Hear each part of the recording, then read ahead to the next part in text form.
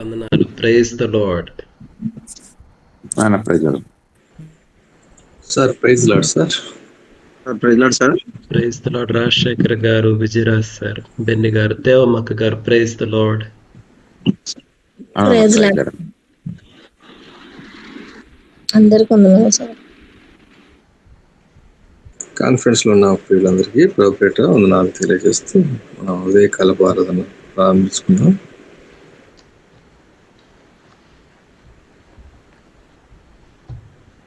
ప్రార్థన చేసుకుందాం. అత్యంత కృపా కనికిరము కలిగిన గొప్ప దేవ, కరుణా సంపన్నుడ, మా ప్రియ ప్రభువ, ఘనమైన ఉన్నతమైన శ్రేష్టమైన నామమును బట్టి స్తోత్రాలు చెల్లిస్తున్నాయన. మరి ఒక నూతన దినాన్ని మాకు అనుగ్రహించి మీ కృపలో మనల్ని కాపాడుతూ భద్రపరుస్తున్నాను మా దేవ, మీకే వందనాలు స్తోత్రాలు. మహిమగల మా రాజా, మహిమోన్నతుడా, మీకే వందనాలు స్తోత్రాలు. అతి సంభూతుడా, సకల యుగముల రాజు అయిన దేవ, మీకే వందనాలు స్తోత్రాలు స్తోత్రాలు. శ్రీమంతుడవు, అద్వితీయ సత్యదేవుడు, ఘనమైన నామమును బట్టి స్తోత్రాలు, పరిశుద్ధమైన నామమును బట్టి స్తోత్రాలు. మా మంచి కాపరి, మీకే వందనాలైనా. మనం కాచి కాపాడుతూ భద్రపరుస్తున్నా మా ప్రభువా, మీకే స్తోత్రాలు స్తోత్రాలు. మేమేమి విన్నాము మీ కృపవలనే తండ్రి, జ్ఞాపకం చేసుకుంటూ మీ సన్నిధిలో సాగిలపడుతున్నాం తండ్రి.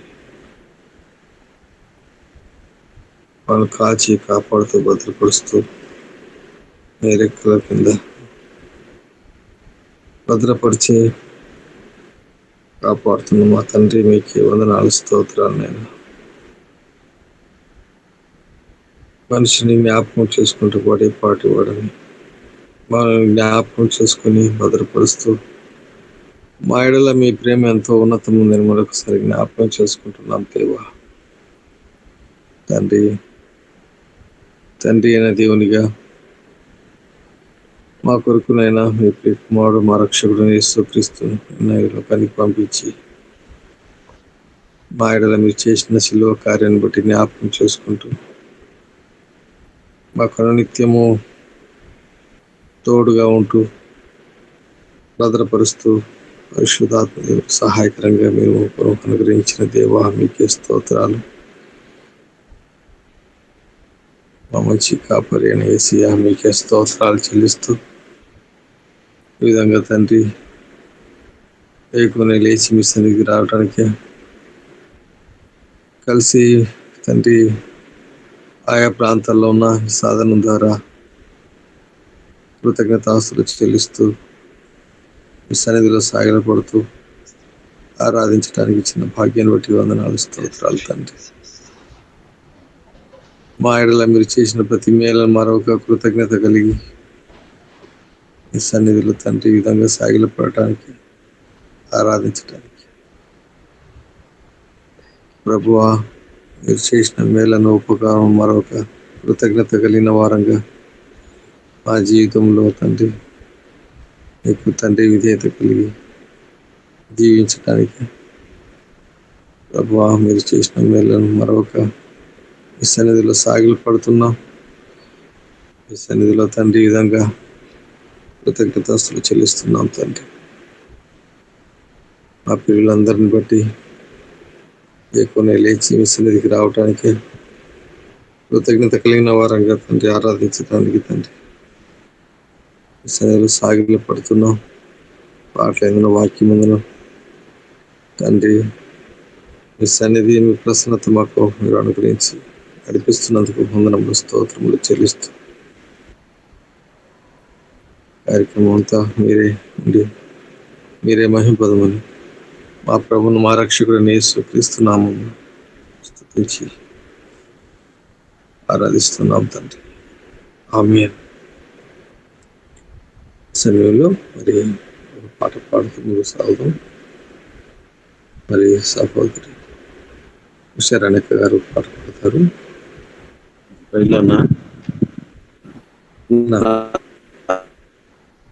లేదన్నా నేను విజయవాడ వచ్చి చిన్న చెల్లెలు పడుతుంది, విజయవాడ వచ్చాను. ఓకే, సరే సరే, ఓకే. ఎవరొకరు పాడతారు సహోదరులు ఎవరైనా?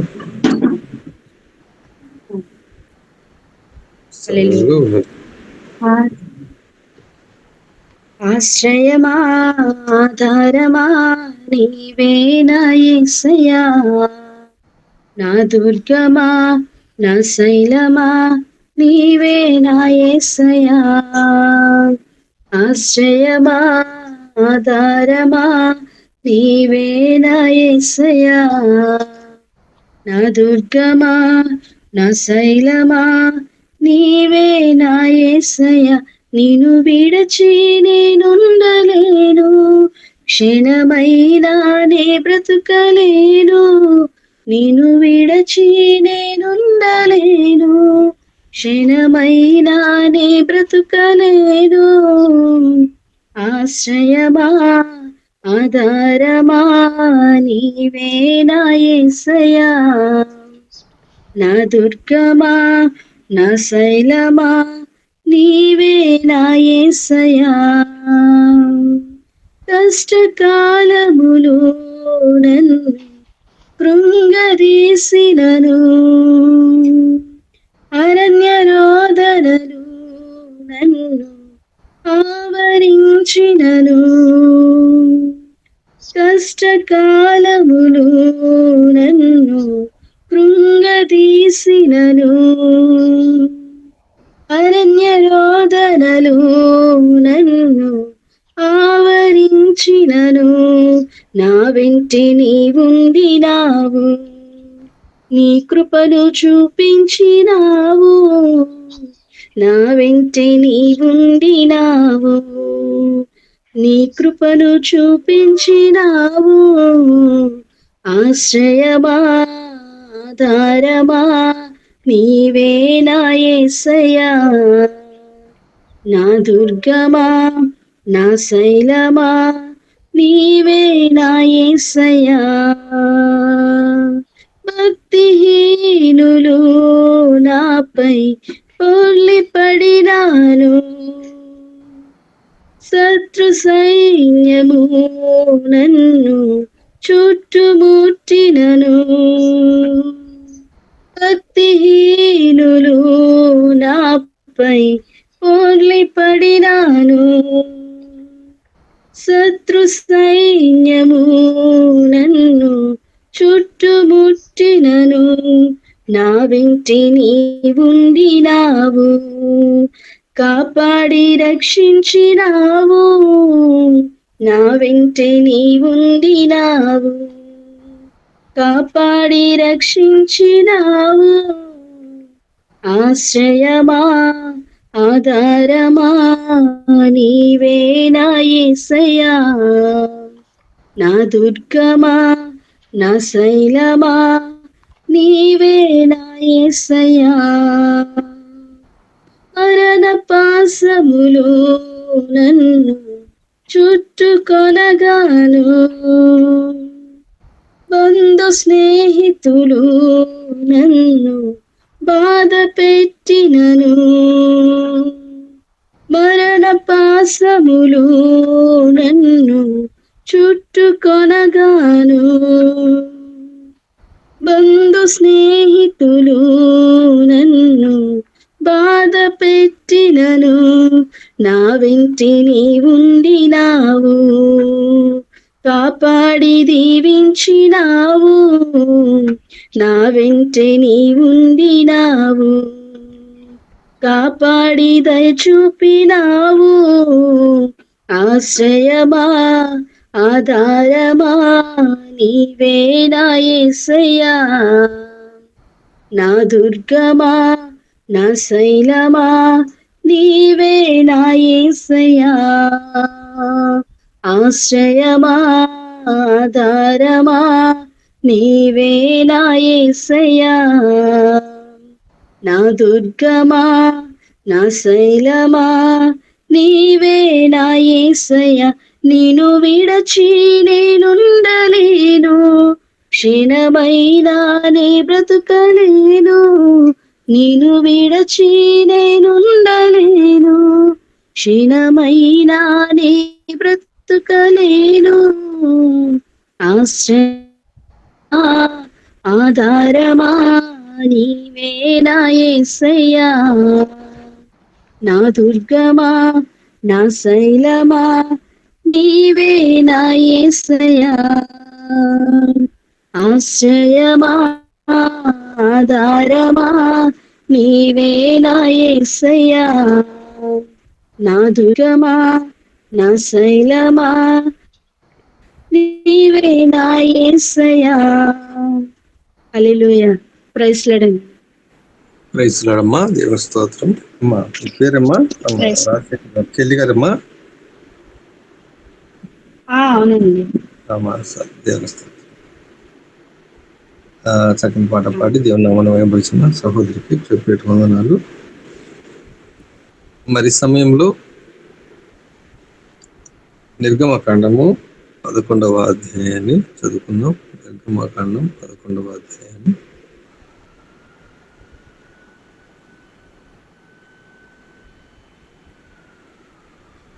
డేవిడ్ వచ్చినండి. సురేష్ బ్రదర్, డేవిడ్ ఇద్దరు చదువుతారు అనుకుంటున్నాను, 2 భాగాలు. సరే, సురేష్ చదువుతారు. అందరికి నిర్గమకాండం 11వ అధ్యాయం. మరియు యెహోవా మోషేతో ఇట్లా, నేను ఫరో మీదికిని ఐగుప్తు మీదికిని నువ్వు ఒక తెగులు రప్పించేదను. అటు తరువాత అతడు ఇక్కడ నుండి మిమ్మల్ని పోనిచ్చును. అతడు మిమ్మల్ని పోనిచ్చినప్పుడు ఇక్కడ నుండి మిమ్మల్ని బొత్తిగా వెళ్ళగొట్టును. కాబట్టి తన చెలికాని యొద్ద ప్రతి పురుషును, తన చెలికత యొద్ద ప్రతి స్త్రీయును వెండి నగలను బంగారు నగలను అడిగి తీసుకునుడని ప్రజలతో చెప్పును. యెహోవా ప్రజల ఎడల ఐగుప్తీయులకు కటాక్షము కలుగజేసెను. అదిగాక ఐగుప్తు దేశంలో మోషే అను మనుష్యుడు ఫరో సేవకుల దృష్టికిని ప్రజల దృష్టికిని మిక్కిలి గొప్పవాడాయను. మోషే ఫరోతో ఇట్లా, నేను యెహోవా సెలవిచ్చినదేమనగా, మధ్యరాత్రి నేను ఐగుప్తు దేశంలోనికి బయలు వెళ్ళదును.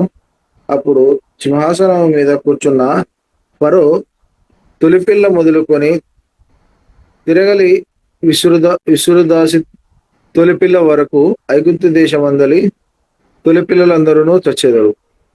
జంతువులలోనూ పిల్లలన్నీ చచ్చును. అప్పుడు ఐగుప్తు దేశమంతటా మహాఘోష పుట్టును. అట్టి ఘోష అంతకు ముందు పుట్టలేదు, అట్టిది ఇక మీదట పుట్టదు.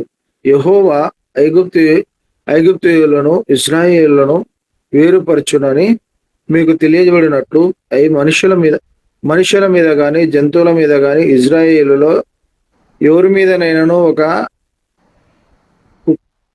కుక్కయు తన నాలుక ఆడించదు. అప్పుడు మీ సేవకులైన వీరందరూ నా యొద్దకు వచ్చి నాకు నమస్కారము చేసి, నీవును నిన్ను ఆశ్రయించి ఉన్న ఈ ప్రజలందరూ బయలు వెళ్ళుడని చెప్పుదురు. ఆ తరువాత నేను వెళ్ళుదునను. మోషే అలాగూ చెప్పి ఫరో యొద్ద నుండి అత్యాగ్రహముతో వెళ్ళిపోయాను.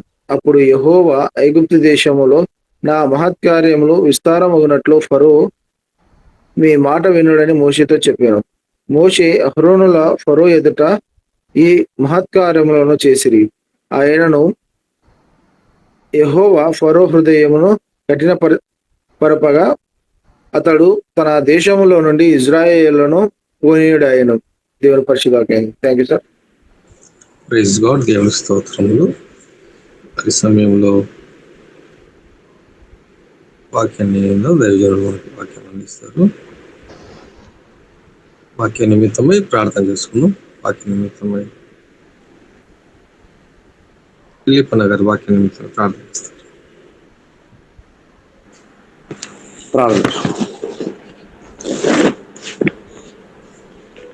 సర్వశక్తి గల దేవా, నీకు వందనములు స్తోత్రాలు చెల్లిస్తున్నాం ప్రభా. తండ్రి, రాత్రంతా మమ్మల్ని సుఖమైన నిద్రించి ఈ ఉదయ కాలంలో ప్రభా ఈ రీతిగా ప్రభా మాకు నూతన దినం ఇచ్చినందుకు వందనాలు స్తోత్రము. తండ్రి, ఈ రీతిగా గూగుల్ మీట్లో ప్రభా చిన్న మందు కూడుకొని ఆరాధించేందుకు నీకు ఇచ్చిన కృపను బట్టి వందనాలయ స్తోత్రము చెల్లిస్తున్నాం ప్రభా. నీ దాసుని చోట మరుగుపరుచుకొని మాకు ఏ వాక్యం కావాలో నీ దాసుని ద్వారా వినిపించి నీ దాసుని నోటి కూడా వాడుకొని ప్రభా, నీ దాసుని పరిశుద్ధత నింపి ప్రభా, మమ్మల్ని కూడా తండ్రి వాక్యం వినగల గ్రహించే మనసును వినగల చెవిని మాకు దయచేయని తండ్రి. మా మనసును తండ్రి ఇదే కాలంలో ప్రభా నీ వాక్య ప్రకారం నడుచుకొని నీ వాక్య ప్రకారం జీవించడానికి సహాయం చేయండి ప్రభా. నీకు వందనాలు స్తోత్రం తండ్రి. నీ వాక్యమే మనం బ్రతికించును, నీ వాక్యమే మాకు నెమ్మది, నీ వాక్యమే మాకు వెలుగు ప్రభా. అది రీతిగా ప్రభా నీ చెప్పిన వాక్యాన్ని మాలో హృదయంలో ఫలించడానికి సహాయం చేస్తావని యేసునామమున అడుగుతున్నాను తండ్రి. ఆమేన్. సమయంలో వాక్యాన్ని విందాం. Praise Lord sir. Praise the Lord. మిత్రులారా, అందరికీ మన ప్రభువైన యేసు క్రీస్తు వారి నామంలో వందనాలు తెలియజేస్తున్నాను. దేవుని మహా గొప్ప కృప, మరొక నూతన దినాన్ని దేవుడు మనకు అనుగ్రహించాడు. ఆయన ముఖదర్శనం చేసుకోవడానికి, ఆయన స్వరాన్ని వినడానికి దేవుడు మనకిచ్చినటువంటి ఈ గొప్ప తరుణమును బట్టి దేవునికి వేలాది కృతజ్ఞతలు తెలియజేస్తున్నాను. మరి మిత్రులారా, ఈరోజు మనము వెలుగులో నడవడం అన్నటువంటి దాని గురించి ధ్యానం చేయబోతున్నాము. వెలుగులో నడవడం మన జీవితంలో దాగి ఉన్న చీకటి ఛాయలను వెలికి తీయడము, దీని గురించి మనం ధ్యానం చేయబోతున్నాము. చూడండి మిత్రులారా, మనము కేవలము మన బాహ్య ప్రవర్తన మాత్రమే కాదు కానీ మన అంతరంగంలో ఉన్నటువంటి ప్రతి ఆలోచనను కూడా దేవుని యొక్క వెలుగులోనికి తీసుకొని రావాలి. దీనికి మూల భాగంగా యోహాను రాసినటువంటి మొదటి పత్రిక 1వ అధ్యాయంలో ఈ విధంగా ఉంది. చూడండి, 5వ వచనంలో, మేమాయన వలన విని మీకు ప్రకటించు వర్తమానమేమనగా దేవుడు వెలుగై ఉన్నాడు, ఆయన యందు చీకటి ఎంత మాత్రమును లేదు. ఆయనతో కూడా సహవాసము గలవారమని చెప్పుకొని చీకటిలో నడిచిన ఎడల మనం అబద్ధవాడుచు సత్యమును జరిగింపకుందుము. అయితే ఆయన వెలుగులోనున్న ప్రకారము మనమును వెలుగులో నడిచిన ఎడల మనము అన్యోన్య సహవాసము గలవారమై ఉందుము. అప్పుడు ఆయన కుమారుడైన యేసు రక్తము ప్రతి పాపము నుండి మనలను పవిత్రుడనుగా చేయును. ఈ 7వ వచనాన్ని మరలా చదువుతున్నాను. ఆయన వెలుగులోనున్న ప్రకారము మనమును వెలుగులో నడిచిన ఎడల మనము అన్యోన్య సహవాసము గలవారమై ఉందుము. కాబట్టి ఎప్పుడు మనం అన్యోన్య సహవాసం కలిగిన వారిగా ఉంటాము? ఆయన వెలుగై ఉన్న ప్రకారము మనము కూడా వెలుగులో నడవాలి. అప్పుడు ఆయన కుమారుడైన యేసు రక్తము ప్రతి పాపము నుండి మనలను పవిత్రుడనుగా చేయును. ఆయనతో పాటు ఆయన వెలుగులో నడిచేటప్పుడు మనలో ఇంకనూ దాగి ఉన్నటువంటి రహస్య పాపములు ఎన్నో మనకు కనిపిస్తాయి. వాటన్నిటి నుంచి కూడా మనము విముక్తులం అవ్వచ్చు. మనం ఒప్పుకునే కొద్దీ, వాటిని గుర్తించి వెలికి తీసి ఒప్పుకునే కొద్దీ ప్రభువైన యేసు రక్తము వాటి నుంచి, ప్రతి పాపము నుంచి కూడా మనలను విడిపిస్తుంది. చూడండి మిత్రులారా, సహజంగానే everyday we face so many situations, so many people. అనేక మందిని కలుసుకుంటూ ఉంటాము, అనేక రకమైనటువంటి పరిస్థితులను ఎదుర్కొంటూ ఉంటాం.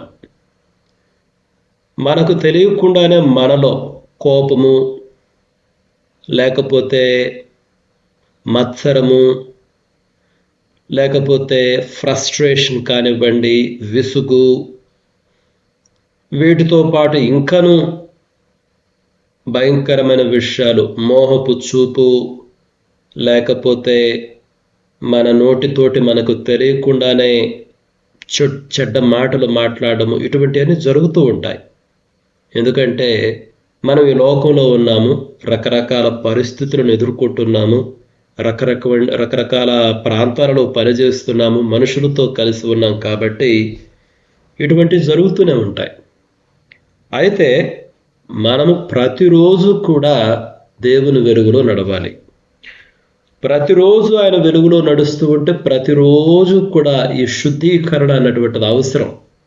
కాబట్టి వెలుగులో నడవటం అన్నది, మనలో ఉన్నటువంటి చీకటిని తొలగించుకోవడం అన్నది ఇదేదో ఒక్కరోజు చేసే పని కాదు. ఇది అనుదినం చేయాలి. అనుదినము దేవుని సన్నిధికి వెళ్ళినప్పుడు, దేవుని వాక్యాన్ని చదివినప్పుడు మనలో ఉన్నటువంటి వాటిని ప్రతిరోజు ఒప్పుకోవాలి, వాటిని గుర్తించాలి, వెలికి తీయాలి, ఒప్పుకోవాలి, వదిలిపెట్టాలి. రైట్. కాబట్టి మొట్టమొదటిది ఏంటంటే మిత్రులారా, అయితే వీటిల్లో పాఠాలు నేను స్టెప్ బై స్టెప్ ఒక్కొక్కటి చెప్పుకుంటూ వెళ్తాను. చూడండి, మొదటిది దాగి ఉన్నటువంటి చీకటిని గుర్తించాలి మిత్రులారా. We need to identify the hidden shadows. మనలో దాగి ఉన్నటువంటి చీకటిని గుర్తించుట, ఇది చాలా ప్రాముఖ్యమైనది. ఒకసారి సామెతల గ్రంథానికి రండి. సామెతల గ్రంథంలో 28వ అధ్యాయానికి రండి. 28వ అధ్యాయంలో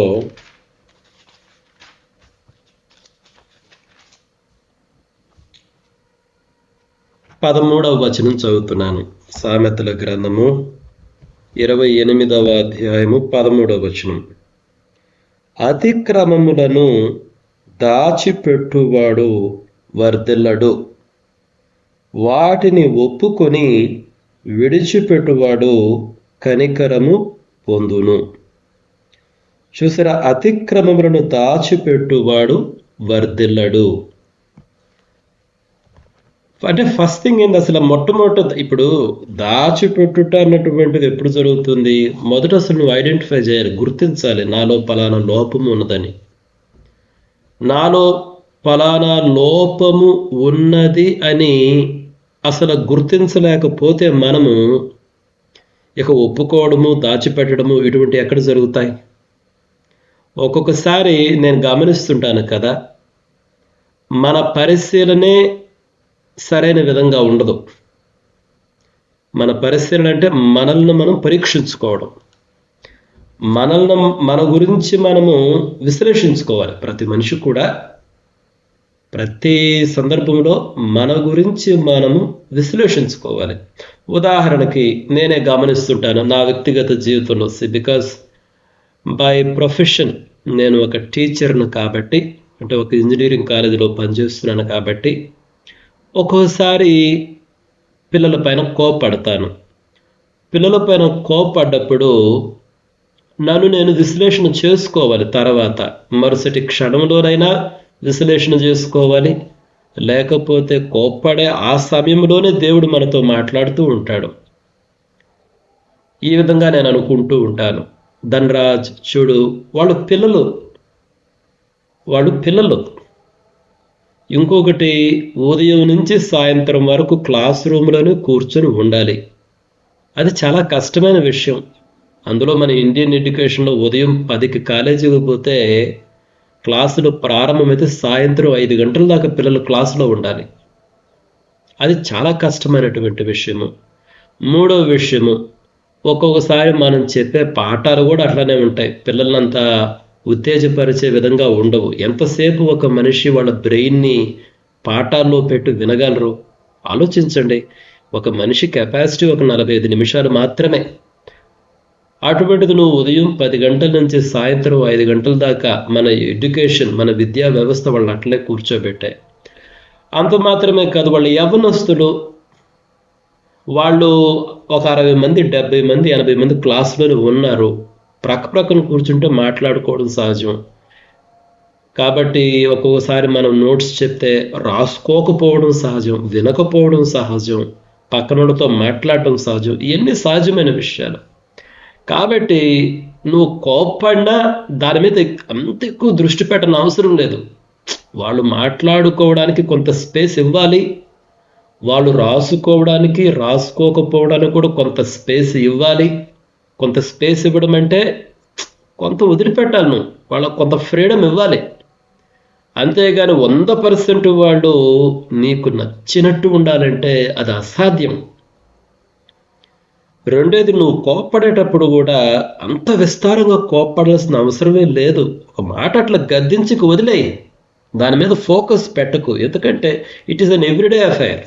అంటే ప్రతిరోజు ఇది జరిగేదే. ప్రతిరోజు నువ్వు క్లాస్కి రావాల్సిందే, ప్రతిరోజు పాఠాలు చెప్పాల్సిందే, ప్రతిరోజు వాళ్ళు రావాల్సిందే, వాళ్ళు మాట్లాడుతుంటారు, అల్లరి చేస్తారు. So these are everyday things, ప్రతిరోజు జరిగాయి. కాబట్టి అంత తీవ్రంగా కోప్పడాల్సిన అవసరమూ లేదు, తీవ్రముగా గద్దించవలసిన అవసరం లేదు. అదేదో స్టూడెంట్స్ని బెదిరించే విధంగా పోవాల్సిన అవసరం లేదు. నీకు మార్క్స్ కట్ చేస్తాను, నీకు అది చేస్తాను, నీకు ఇది చేస్తాను. That is wrong. అలా చేయకూడదు ఇప్పుడు. అదేవిధంగా ఇంటి విషయాలు, భార్య విషయం కానీ, తల్లి విషయం కానీ, మా సంభాషణలు కానివ్వండి. ఒక్కొక్కసారి చూడండి, భార్య కానీ తల్లి కానీ అన్నీ మనకు నచ్చినట్టే మాట్లాడరు కదా. ఇప్పుడు నేను అన్నీ వాళ్ళకి నచ్చినట్టు మాట్లాడతానా? నేనన్నీ వాళ్ళకి నచ్చినట్టు మాట్లాడను కదా. ప్రతి మనిషికి ఒక వ్యక్తిత్వం ఉంది, ప్రతి మనిషికి ఒక స్టైల్ ఆఫ్ థింకింగ్ ఉంది. ఒక్కొక్కరి ఆలోచన విధానం వేరు, ఒక్కొక్కరి ప్రవర్తన వేరు. వారి విధానాన్ని మనం అర్థం చేసుకోవాలి, నా విధానాన్ని వాళ్ళు అర్థం చేసుకోవాలి, ఒకరిని ఒకరిని గౌరవించుకోవాలి. కోపం వస్తే ఎప్పుడన్నా ఒక్కసారి రావాలి, అంతేగాని రోజు కోపడితే ఎట్లా? ప్రతి విషయంలో కోపడితే ఎట్లా? ప్రతి విషయంలో చిరాకు వస్తే ఎట్లా? ఎలా జరగాలి?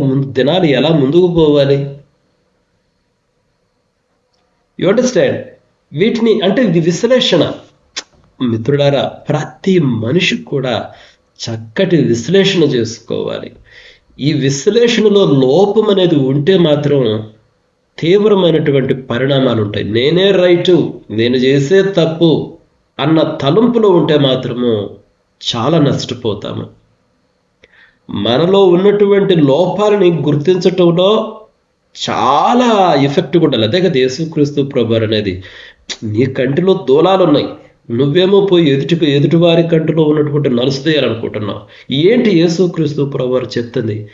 నీ గురించి నీ విశ్లేషణ సరిగ్గా ఉండాలి, నా గురించి నా విశ్లేషణ సరిగ్గా ఉండాలి. నేను ఏ పని చేసినా కానీ నా గురించి నా విశ్లేషణ సరిగ్గా ఉండాలి. అంటే నన్ను నేను భూతత్వంలో పెట్టి చూసి కరెక్ట్ చేసుకోవాలి. ఆ భూతత్వం ఏంటో దేవుని వాక్యంలో. You understand? కాబట్టి ఈ సామెతల గ్రంథంలో ఏమనుంది? ఈ 13వ వచనంలో అతిక్రమములను దాచిపెట్టువాడు వర్ధనుడు. కాబట్టి మొదటి విషయం ఏంటంటే సరైన విశ్లేషణ చేసుకో. నీలో అతిక్రమాలను గుర్తించు. గుర్తించిన తర్వాత వాటిని ఒప్పుకో మిత్రుడా. వాటిని ఒప్పుకోవాలి, వాటిని విడిచిపెట్టాలి. వాడు వర్ధులుతాడు.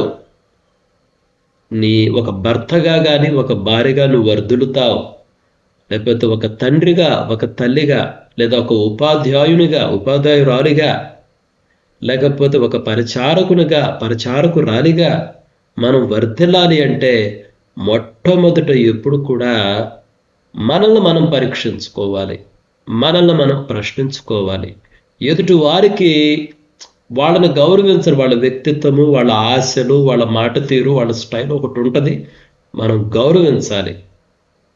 అది మిత్రులారా, అది మొట్టమొదటి విషయం. కాబట్టి మనలో దాగి ఉన్నటువంటి చీకటిని గుర్తించాలి. అది మొదటి స్టెప్. మనలో ఉన్న అహంకారమును గుర్తించాలి, కోపాన్ని గుర్తించాలి, అసూయను గుర్తించాలి. ఊరక్క నువ్వు విసుక్కుంటూ ఉంటే అసలు ఎందుకు ఊరక విసుక్కుంటున్నావు?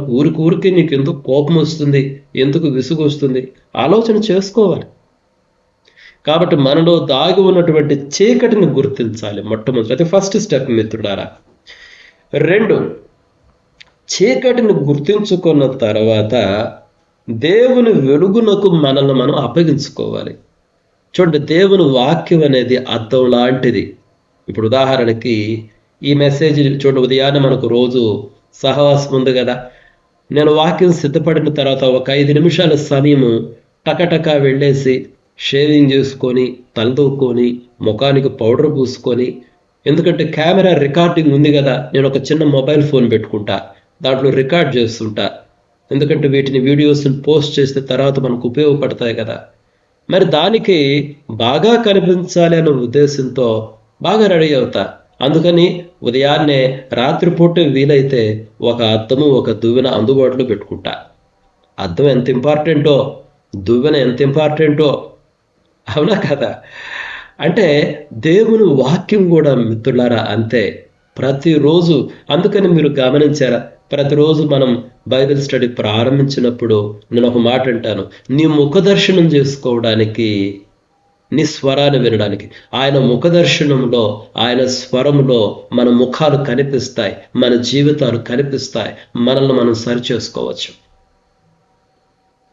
కాబట్టి మొదటిది వచ్చేసి మనల్ని సరిగ్గా విశ్లేషణ చేసుకున్న లోపాలు గుర్తించాలి. ఆ తర్వాత మిత్రులారా, దేవుని వెలుగులోకి అప్పగించుకోవాలంటే దేవుని ఎదుట ఒప్పుకోవాలి.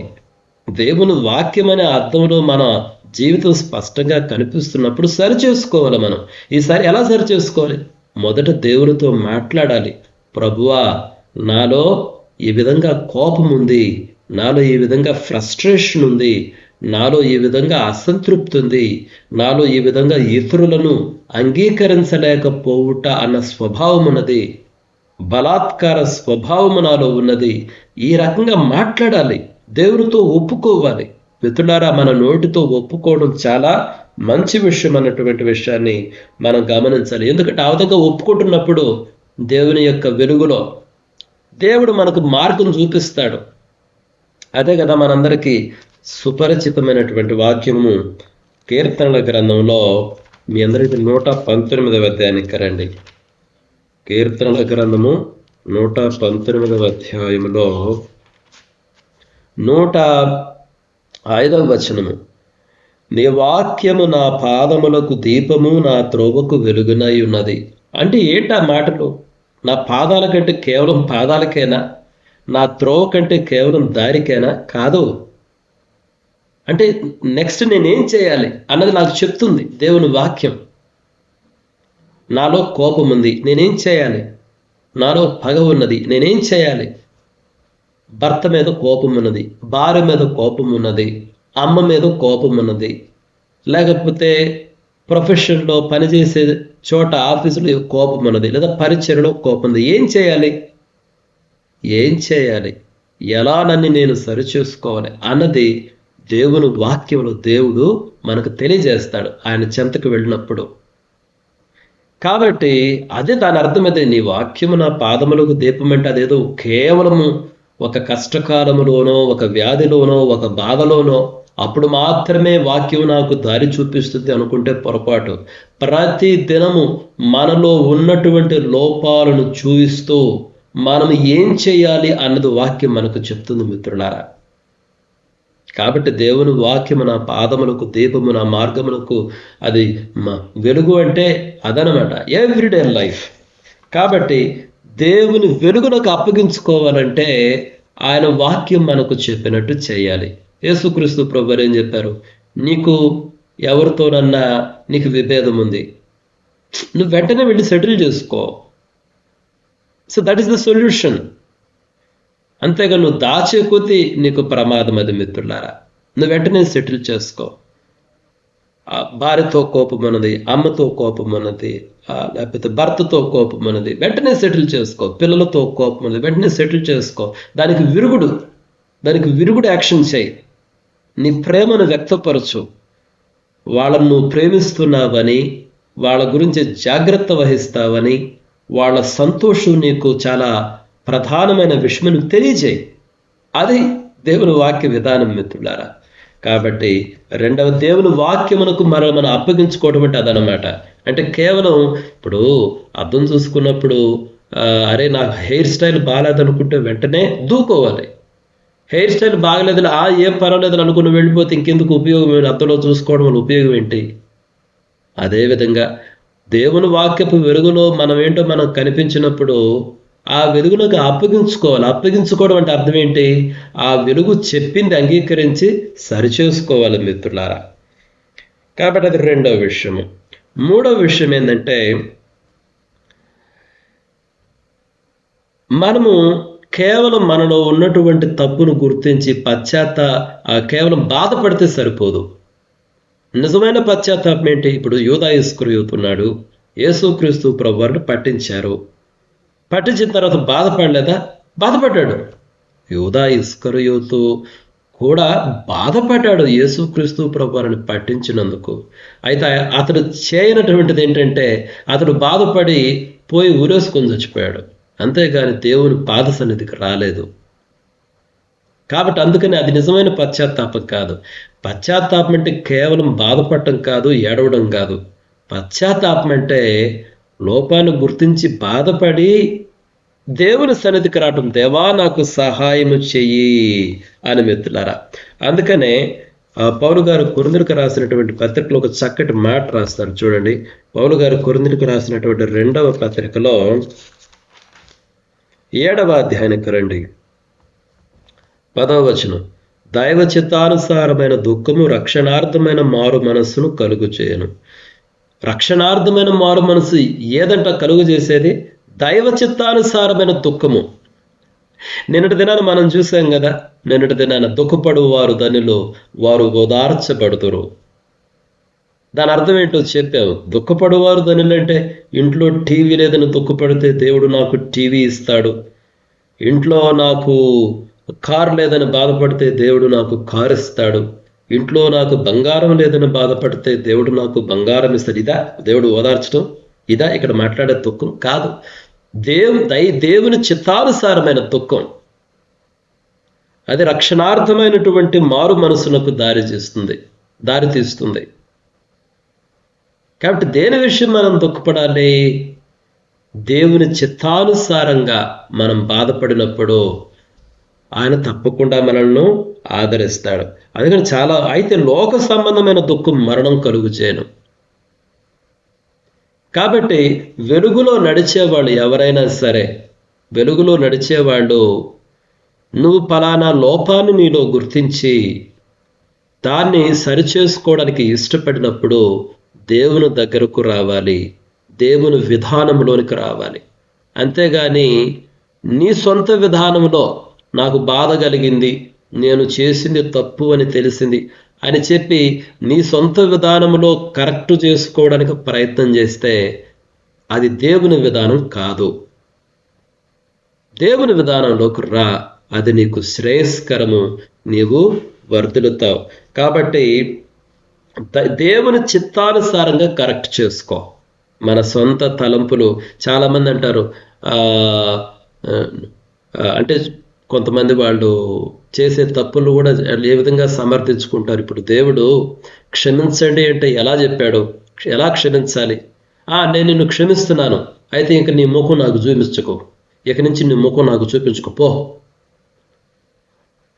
ఈ లోకంలో అది క్షమాపణ లాగా చాలామంది ఒప్పుకుంటారు, కానీ దేవుని చిత్తానుసారమైన క్షమాపణ అది కాదు. ఇక నీ ముఖం నాకు చూపించకపో, నేను నిన్ను క్షమించాను కానీ అట్లా అనకూడదు. అది దేవుడు కోరుకునే క్షమాపణ కాదు. కాబట్టి దేవుని చిత్తానుసారమైన క్షమాపణ నువ్వు క్షమిస్తే నిజంగా వాళ్ళ ముఖంలోకి నువ్వు తేటగా చూడగలగాలి, ప్రేమతోటి. సరేలే, ఏదో తప్పు జరిగిపోయింది, వాళ్ళు కూడా నీ ముఖాన్ని చూడగలగాలి. నువ్వు ఆ ప్రేమ, ఆ అభిమానాన్ని చూపించగలగాలి.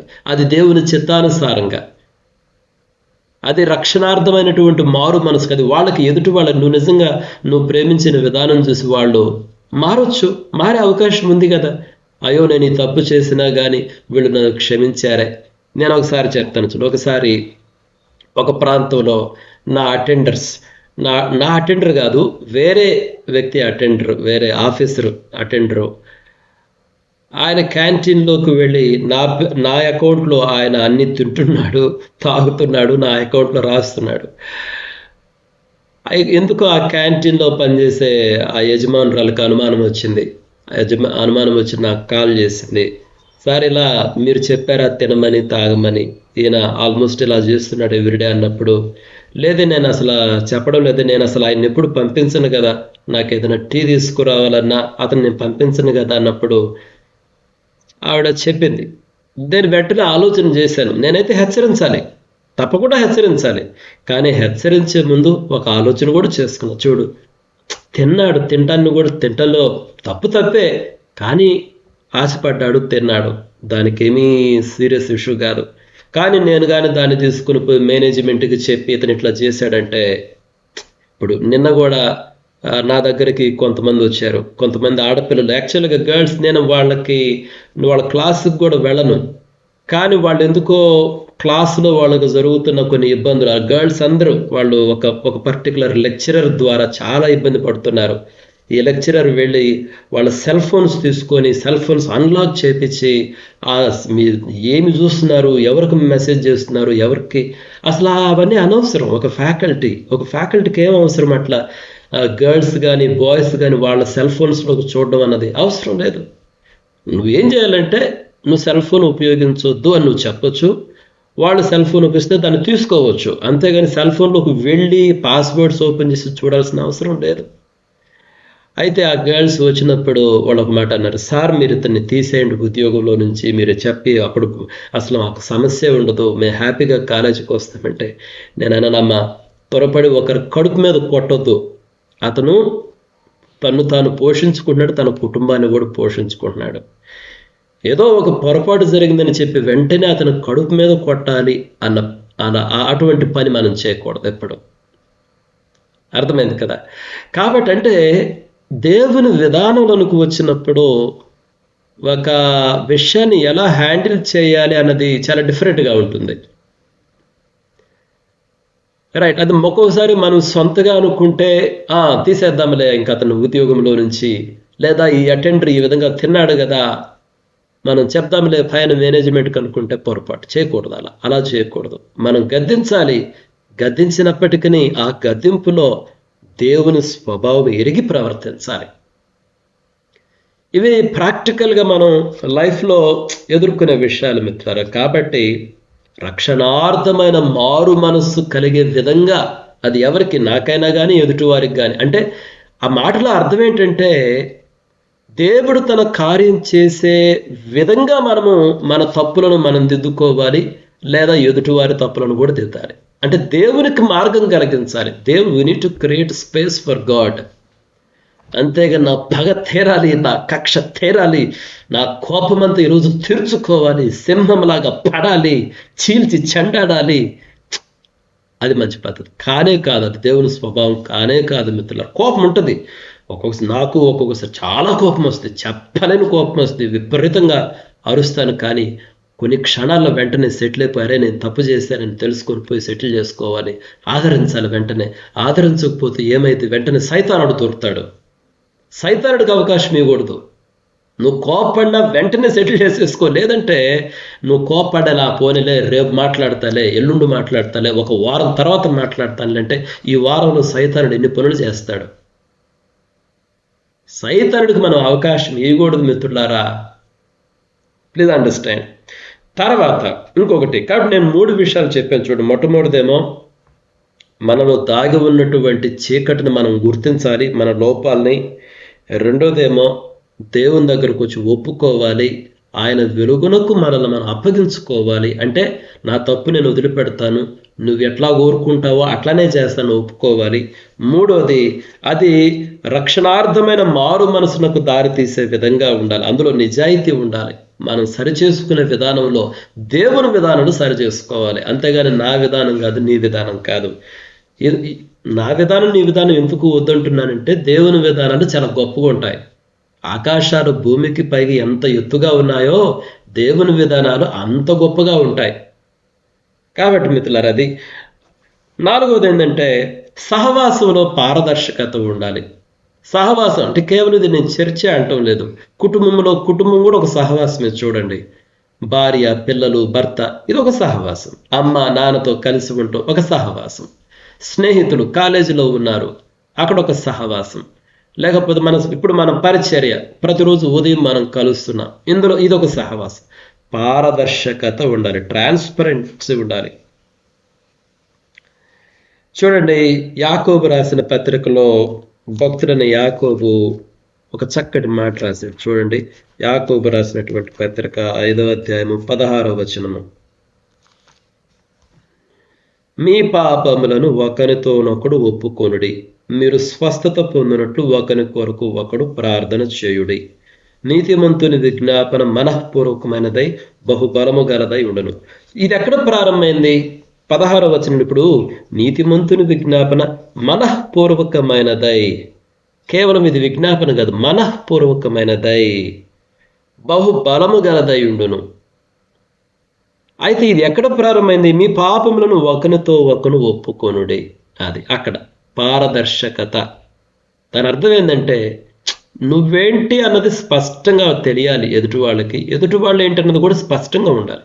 అంతేగాని నేను లోపల చేసే పనికిమాలిన పనులన్నీ చేస్తూ బయటకు మాత్రం మేకపోతు గాంభీర్యాన్ని ప్రదర్శిస్తే ఎలా? మిత్రులారా, అది చాలా బాధాకరమైన విషయం. మనము పారదర్శకత ఉండాలి, ట్రాన్స్పరెన్సీ ఉండాలి. నేనేంటో నా లోపాలు నాకు తెలియాలి. ఎదుటివారితో మాట్లాడేటప్పుడు నా లోపాల వెలుగులోనే మాట్లాడాలి. కాబట్టి నేను ఎక్కువ నోరు జారను. అట్లా మనం ఉండాలి. కాబట్టి మనం మన జీవితాలు ఒకరి ఒకరు ఒప్పుకోవాలి. నేను ఈ విషయంలో పొరపాటు చేశాను, ఈ విషయంలో ఈ బలహీనత ఉంది అని ఏదైనా సరే మనం ఒప్పుకోవాలి. అంటే ఆ పారదర్శకత అక్కడ ప్రారంభం అవ్వాలి. చూడండి, మీ పాపములను ఒకరితో ఒకరు ఒప్పుకొనుడి. తర్వాత మీరు స్వస్థత పొందినట్లు ఒకరి కొరకు ఒకరు ప్రార్థన చేయుడి.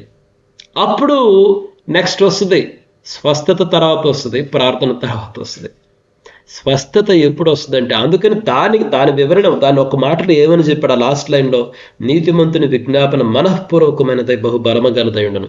ఏంటి మనఃపూర్వకం అంటే ఏంటి? బహుబలము అంటే ఏంటి? నిజాయితీ ఉంది అందులో.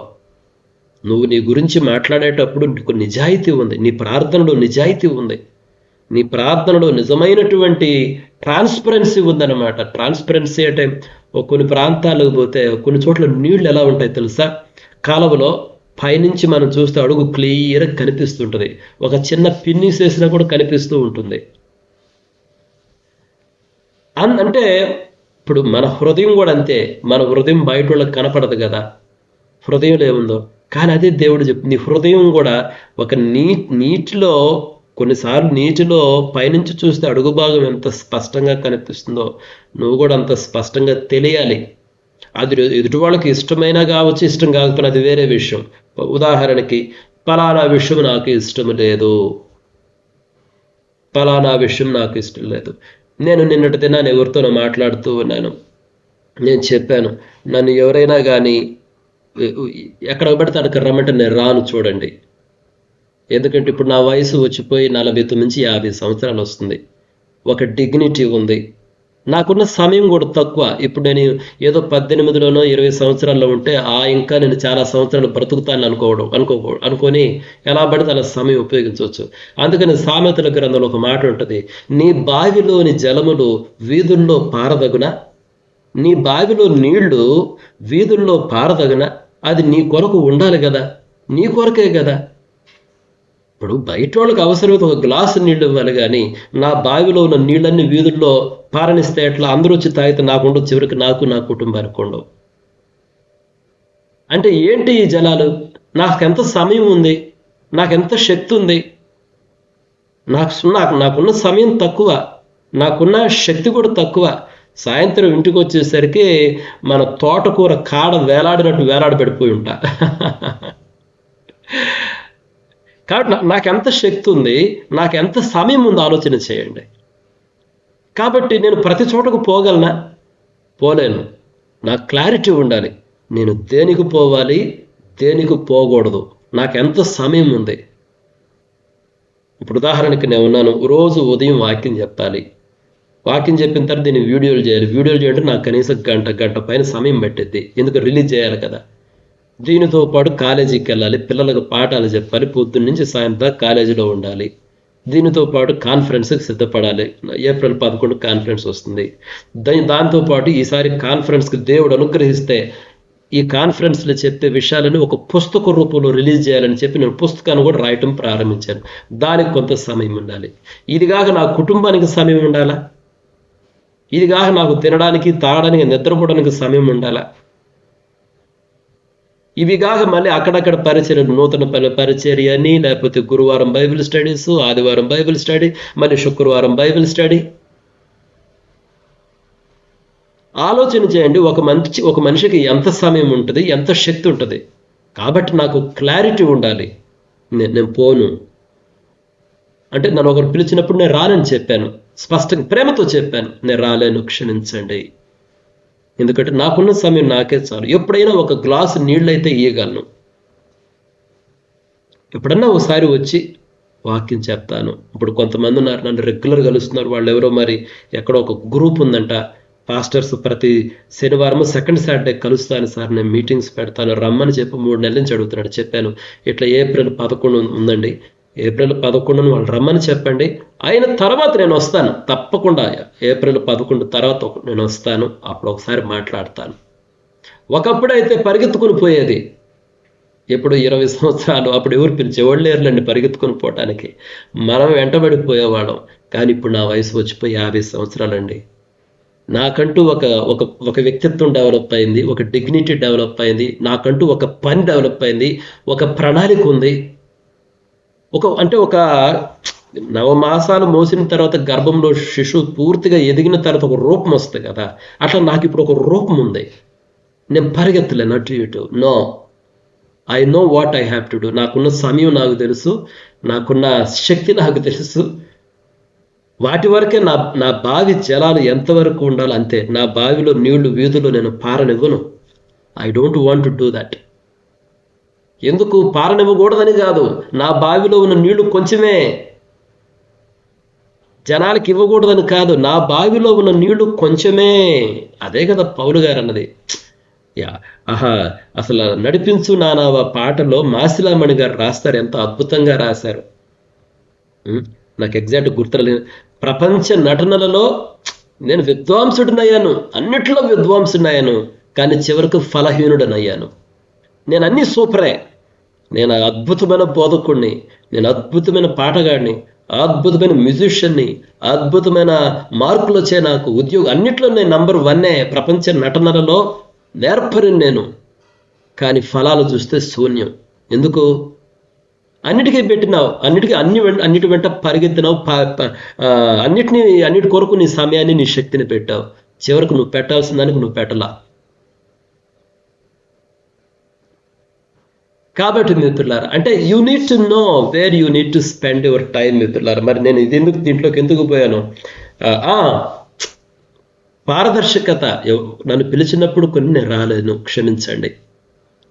అంటే ఇందులో నా మాటలు ఒక్కొక్కసారి వాళ్ళకి బాధాకరంగా ఉండొచ్చు. కానీ ఉదాహరణకి ఈ లెంట దినాల్లో చాలా మంది అడిగారు, నేను చాలా రిక్వెస్ట్ సున్నితంగా చెప్పాను. అయితే చివరికి ఒకదానికి మాత్రం ఒప్పుకున్నాను. మార్చి 12వ తారీఖున ఈ రాక్వుడ్ స్కూల్లో వాళ్ళకి జరుగుతుందంట. అంటే కొంచెం చెప్పాను, ఒక గ్లాసు నీళ్ళు అయితే ఇవ్వాలని చెప్పాను కదా, ఒక గ్లాసు నీళ్ళు ఇవ్వాలి, కంప్లీట్గా నా కొరకే ఉంచుకోకూడదు కదా. అంటే నేనేం చెప్తున్నాను మిత్రులారా, మన మాటల్లో పారదర్శకత ఉండాలి, స్పష్టంగా చెప్పాలి. నేను వస్తానంటే వస్తాను, రాలనంటే రాను, నాకు ఆ క్లారిటీ ఉండాలి ఫస్ట్. అయితే దేవునికి అంగీకారమైన రీజన్గా ఉండాలి, రైట్.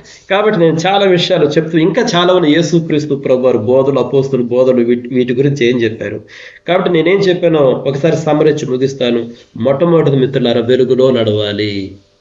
వెలుగులో నడిచే వాళ్ళు ఎవరైనా సరే వారిలో ఉన్న చీకటి క్రియలను గుర్తిస్తారు, బయట పెట్టుకుంటారు, సరిదిద్దుకుంటారు.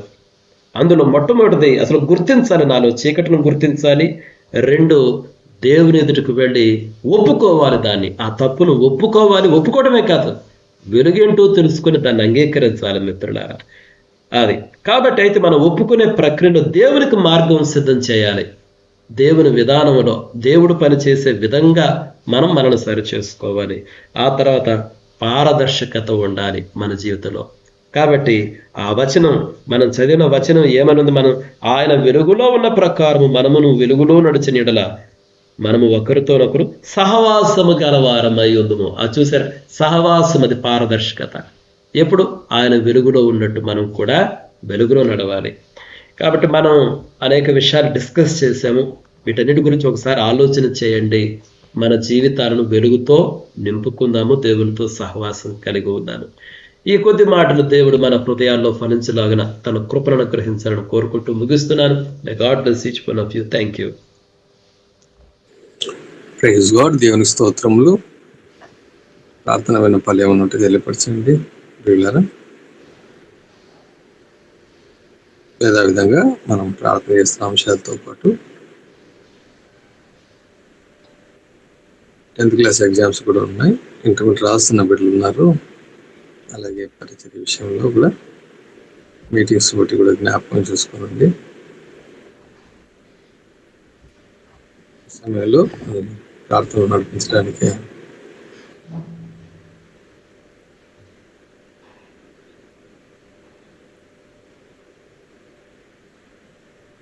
రాజశేఖర్ బ్రదర్ ప్రార్థన నడిపిస్తారు. అన్న రాజశేఖర్ అన్న.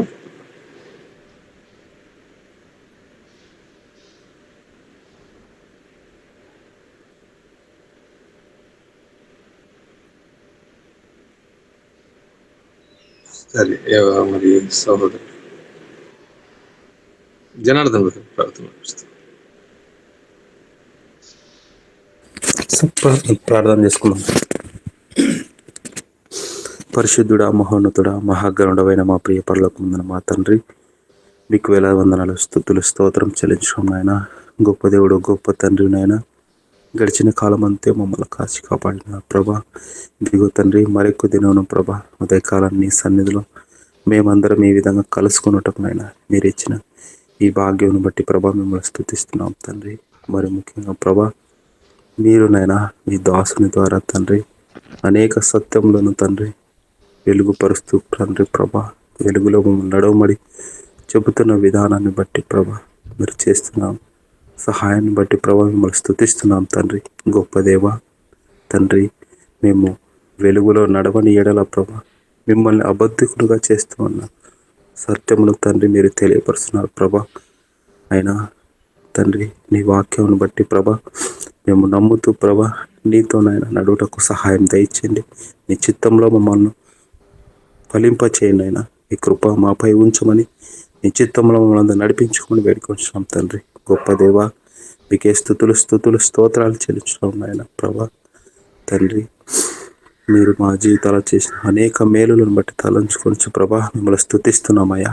గొప్ప దేవ మీ సహాయం ఎల్లప్పుడూ మాతో ఉంచండి, నడిపించండి అయినా. మరి ముఖ్యంగా ప్రభా అలాగేనైనా ఈ సమయంలో ఆరోగ్యంతో బిడ్డలను జ్ఞాపకం చేసుకోండి. ప్రతి బిడ్డను ముట్టండి, స్వస్థపరచండి ప్రభా. అలాగేనైనా నీ సన్నిధిలో బిడ్డల పరిస్థితులను బట్టి వస్తున్నాక ప్రభా మీరు చాలా వరకు సహాయం చేస్తూ వచ్చినారు ప్రభా. రకరకాల సమస్యలు, అనారోగ్యాలు అన్నింటినీ విడిపిస్తూ వచ్చినారు ప్రభా. అందుని బట్టి మిమ్మల్ని స్తుతిస్తున్నాం తండ్రి. ఇంకా ఏమైనా కొద్దిగా ఉన్న బిడ్డలను జ్ఞాపకం చేసుకోండి. ప్రతి బిడ్డకు సహాయం దయచేయండి. నీ చిత్తంలో నడిపించుకోండి అయినా. మీరే కృప చూపమని వేడుకొంటున్నాం తండ్రి. అలాగేనైనా ఇంటర్మీడియట్ ఎగ్జామ్స్ రాస్తున్న బిడ్డలు ఉన్నారు ప్రభా, జ్ఞాపకం చేసుకోండి, సహాయం దయచేయండి ప్రభా. బిడ్డలందరూ చక్కగా ఎగ్జామ్ రాయటకు మీరు కృప చూపమని వేడుకొంటున్నాం తండ్రి. తండ్రి బిడ్డలకు మంచి తెలివిని జ్ఞానం ఇవ్వండి, నీ కృపలో భద్రపరచండి అయ్యా.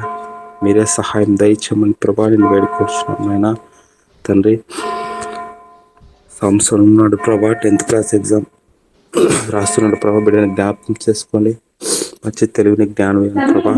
ఆశర్ గోల్డీ, రోస్ మేరీ, యశస్విని, స్వరూప, నాని, స్టాన్లీ, స్వప్నిల్, పూజిత, పరిమళ, శోభిత, సిద్ధు, కరుణాకర్, గంగా వీరందరిని బట్టి ప్రార్థిస్తున్నాం తండ్రి. బిడ్డలకు సహాయం దయచేయండి, కృపచ్చుకునైనా. అలాగనైనా గర్భఫలముల కొరకు ఎదురు చూస్తున్న బిడ్డలు ఉన్నారు ప్రభా, సహాయం దయచేయండి. నీ బిడ్డలకు నీ చిత్తంలోనైనా సహాయం దయచేయండి ప్రభా, వేడుకొచ్చున్నాం తండ్రి. మీరు కృప చూపండి, సహాయం దయచేయండి అయినా. ఈ విధంగానైనా ప్రతి ఒక్కరికి నైనా ఈ గూగుల్ మీట్లో చేరిన నీ బిడ్డలను, కుటుంబాలను జ్ఞాపకం చేసుకోండి. ఎవరికైనా ఏమైనా అవసరతలు, కొరతలు ఉంటే సహాయం దయచేయమని నీ చిత్తంలోనైనా మరి ముఖ్యం మమ్మల్ని నడిపించుకోమని ప్రభా నీ ప్రియకుమారుడైన యేసు క్రీస్తు నామంలో నిన్ను అడిగి వేడుకొంచున్నాం తండ్రి.